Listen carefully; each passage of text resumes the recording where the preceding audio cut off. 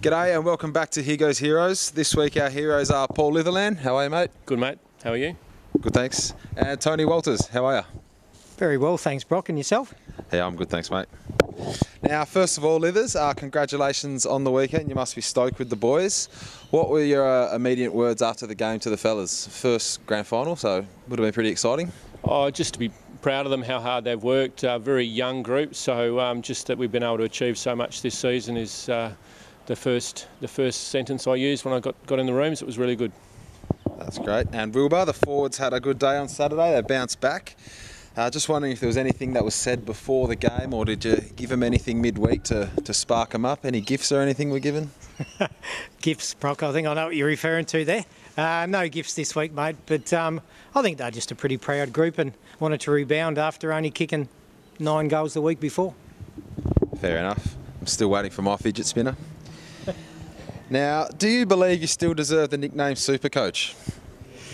Oh, I don't know who started, mate, but I don't think there's too many dual premiership coaches here, is there, buddy? I was going to say, because Lithers seems to have managed just fine after you stepped out of the role, coaching the boys to a grand final, so I don't know if that nickname's still applicable. Oh, is that right? That's funny, Brock, but I'm sure if Paul wins one, we'll probably have a title for him as well, buddy. Now, Lithers, was it a daunting task taking over from Wilbur, the Super Coach, knowing he'd set such a high expectation? There's only one Tony Walters, and number one, I was proud to step into his boots, and even if I was half the coach he is, then I think I'd be all right. But I think I've done all right this year, touch wood. So, but again, big shoes to fill. The best thing is, though, he's still in my back pocket, so that's always been great for me. Now, Wilbur, what was your advice to Lithers when he did take over, when he took your job? No, I thought it was a good stepping stone for him. I think he was ready to take on the role, and I think it was fantastic that the club showed some faith in him and backed him in, and he's done an outstanding job. So congrats to him and the boys. So it's been outstanding. It's been a great year. That's very well said. Now, Wilbur, why did they used to call you Grease Lightning? Dear mate, when I was young, I suppose I was one of my things outside of footies. I love sprints, and I'm a sprints coach, so I had a little bit of speed back in the day, Brock. And I think someone bumped into Jason Mascos at the bar and said, "Oh, Wilbur was like Grease Lightning in his day." So just someone had a few beers and said it to Jason. It's gone on from there, mate. See, I like that better than Super Coach. I might have to try and get it to stick around here. Now let's talk about bromance, you guys. What is it about you guys that makes you such a good couple? Because you're always hanging out together down here, always having little giggles together. What do you love about Lithers?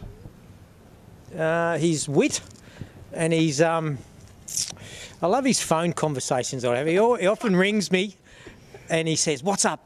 What's up? Is everything okay?" It just makes me laugh. I just think it's funny. But he's a real caring, sensitive sort of person, mate. So we just get on well. And what do you love about Tony?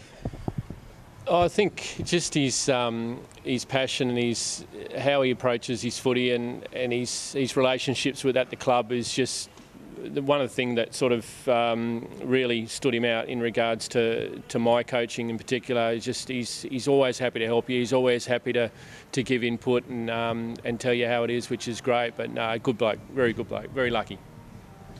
Now, Wilbur, do you ever get jealous of Lithers' relationship with Daniel Kibasi, his favourite player? Yeah, I was a little bit concerned earlier in the year because I thought it was quite close, and I know a number of players were quite concerned that he was getting a game because I'm not sure what was happening off the field. But I've had to learn to deal with it, mate, because he's a good little fella, Cabba. So hopefully Lithers is happy with his romance that he's got going with Daniel. Lithers, what is it about Cabba that you love so much? It's not just about Cabba. I mean, I made a couple of comments at the start of the season and gave him a couple of good raps in some wind-ups at the end of a game, and I think a couple of the boys got a little bit jealous of that. So, but the reason I love Cabba, the reason I love guys like I suppose Roy McGregor and Vanderleur and guys like that, they have a crack. You give them instruction and they do it. They do what you ask, and that's what I loved about Cabba early. He just hit the ground running and made some statements early. So you always love that sort of stuff, that sort of player as a coach. It's good. So there's no truth to the rumour that he attended a family holiday in New Zealand with you? No, very very poor attempt at Photoshop there from one of the boys, but no, Cabba's not a Litherland. As much as he probably wishes he would be, he's not. No worries. Now, boys, we're going to move on to social media. It's been voted by the players that you guys are the biggest pests on Facebook. What have you got to say about this? We'll start with you, Wilbur. Oh, I know you look horrified at that. That's a bit harsh. I'd probably say Hayden Sloyth is probably the biggest pest, or Shane Hockey on Facebook. You know, so I think that's just a bit harsh, Brock. I'd sort of take that quite personally. Mate, it wasn't me, it was voted in. A democracy around here. What about you, Letters? Any comment?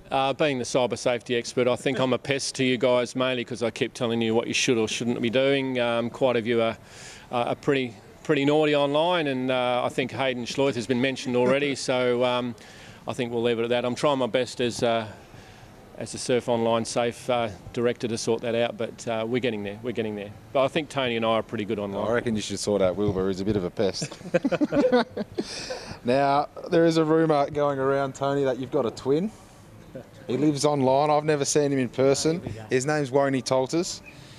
He claims he's a super coach number 2, and he coaches all sorts. He's very active online. What's he like in person? Yeah, well, I've seen him, and apparently his name's reversed to mine, and yeah, I'm a bit concerned, but I've narrowed it down, Brock. I've narrowed it down to the 4 people that have set up this Facebook page. To Ben Saunders, Brock Higgins, Posh Dulman, and I'll throw Ashton Hams in there because he's a bit of a pest. So Hamsy's not smart enough to do something like that. You're absolutely correct. He's one of those short guys that, yeah. Well, if you do see Tony around, try and get him down to the club because the boys would love to meet him. What about Woney? Or Woney, sorry. Now, boys, the last question we'll go with. I asked this to Todd the other week. You're stuck on a tropical deserted island. You have to take one of the current playing group on there with you. Who would it be? We'll start with you, Lithers. Oh, come on, say it. No, sorry, Cabba. You've got to say it, mate. He'll be upset. No, he knows how much I love him. Geez, let's go with Josh Branchy because you can reach the coconuts. Oh, there you that's go. a cop out. That's boo. What about you? I'd probably take Marlon Pickett because I love my food and I love meat, so he'd be able to go hunting and he's not afraid of anything. Yeah, that's a fair point. Good answer. All right, boys, congratulations to us once again on getting through the Grandy. We've still got one more to go to get there. Thanks for coming on, and thank you guys. Cheers.